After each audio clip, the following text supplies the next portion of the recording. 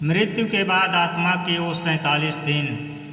मृत्यु के बाद जब मृतक की आत्मा यमलोक पहुंचती है तब इस यात्रा में जीवात्मा को 47 दिन का समय लगता है।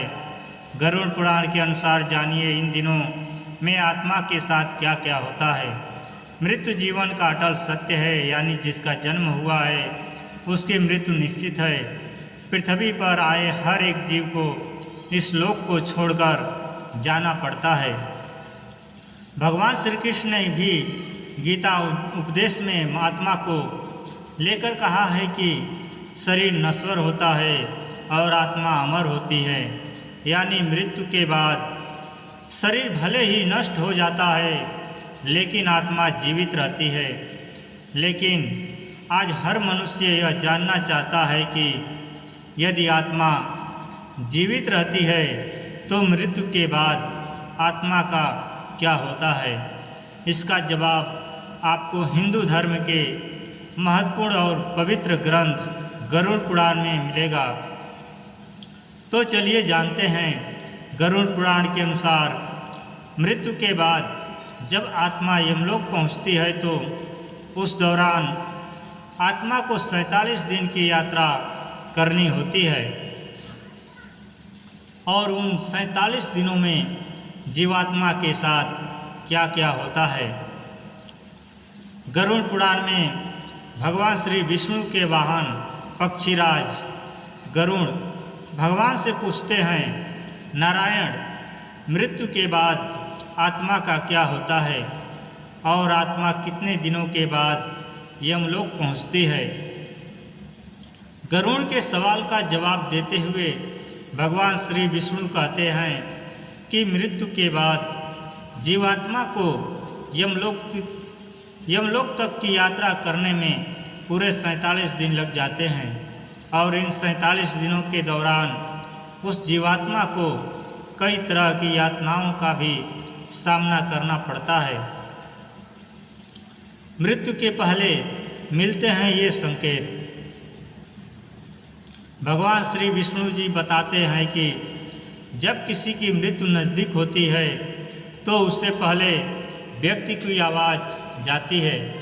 इसके बाद मृत्यु से कुछ समय पहले ही व्यक्ति को दिव्य दृष्टि प्राप्त होती है, जिसमें मनुष्य सारे संसार को एक रूप में देखने लगता है और इस तरह से उसके शरीर की सभी इंद्रियां शिथिल हो जाती है।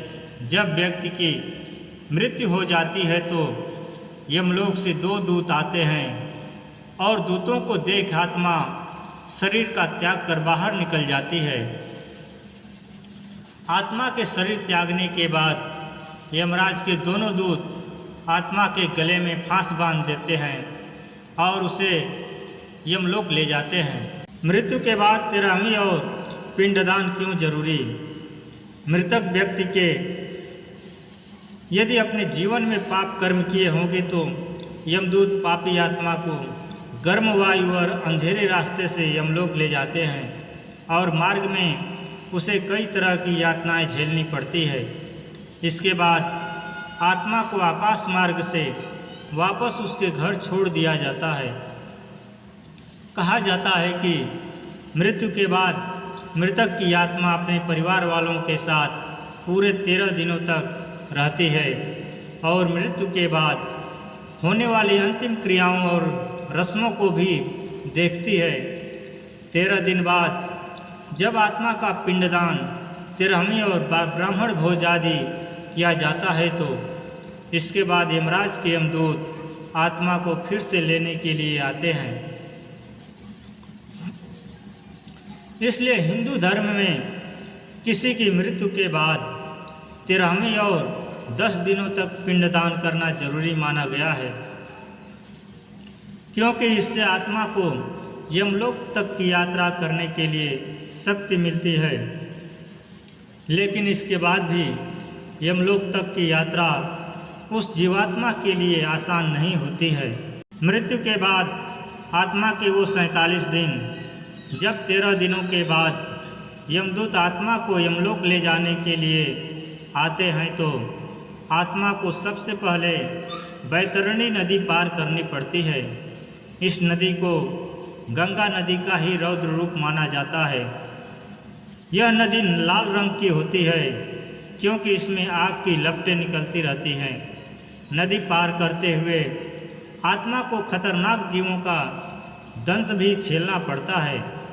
इस नदी को पार करने में जीवात्मा को पूरे 47 दिनों का समय लग जाता है।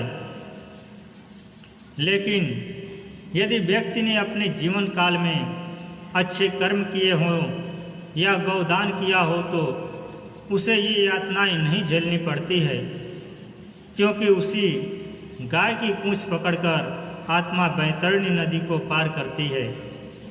बैतरणी नदी को पार करने के बाद जब आत्मा यमलोक पहुंचती है तो यहाँ यमराज उसके कर्मों का लेखा जोखा करते हैं।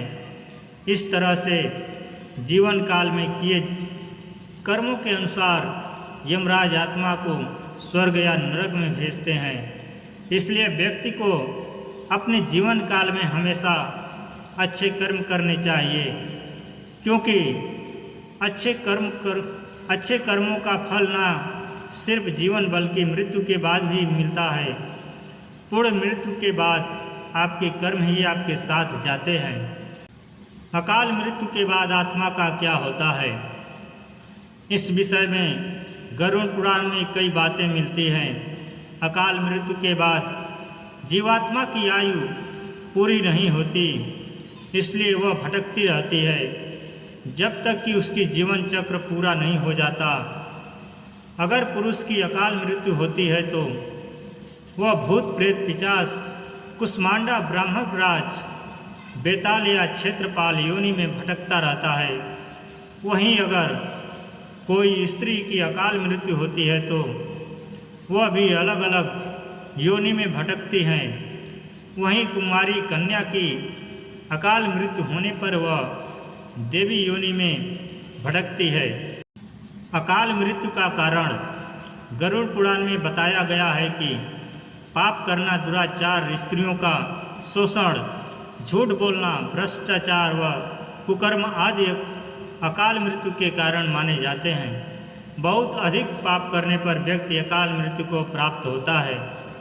मित्रों, यह कहानी आपको अच्छी लगी तो हमारे चैनल को लाइक और सब्सक्राइब जरूर करें।